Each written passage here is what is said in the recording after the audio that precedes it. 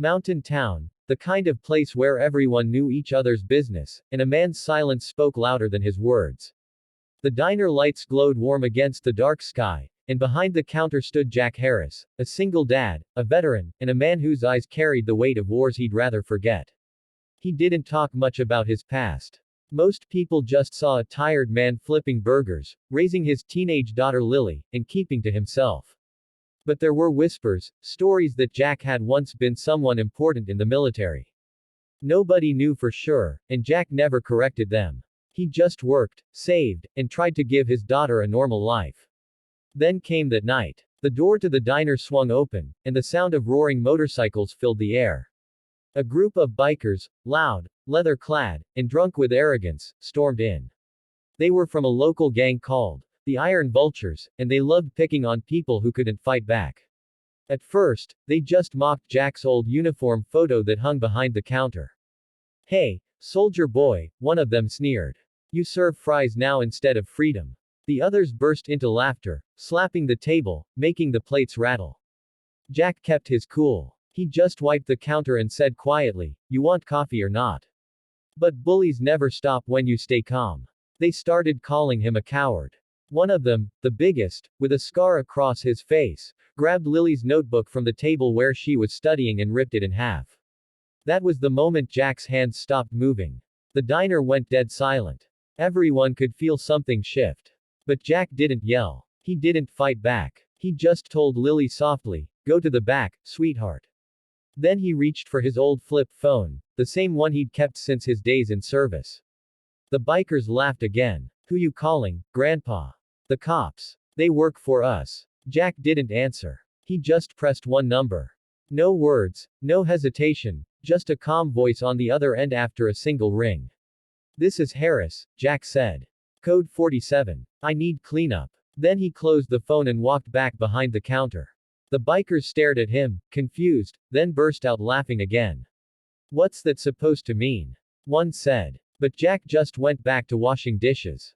5 minutes later, the sound of engines returned, but this time, it wasn't motorcycles. It was black SUVs rolling up, headlights slicing through the fog.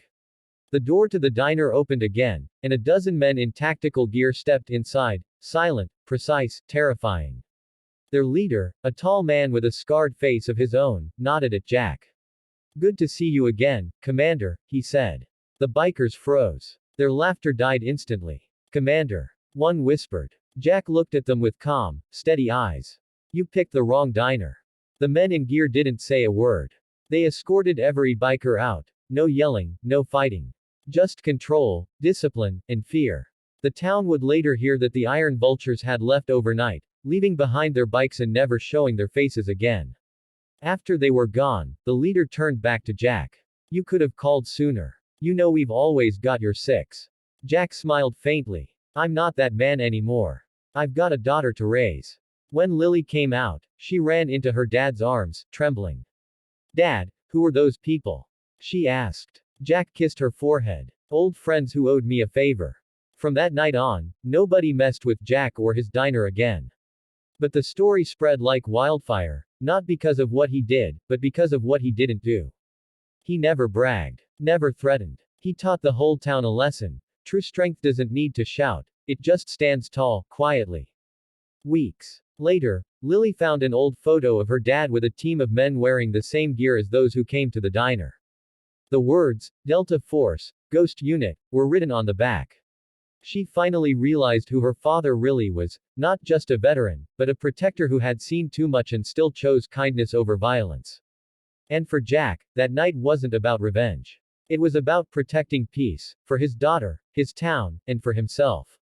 He hung up his apron, looked out at the sunset through the diner window, and smiled. "Guess we're gonna be just fine, kiddo." If you were watching this, you'd feel the silence at the end, the kind that gives you goosebumps. The kind that makes you want to stand up for what's right, no matter how broken you've been. Because heroes don't always wear uniforms anymore. Sometimes, they wear aprons.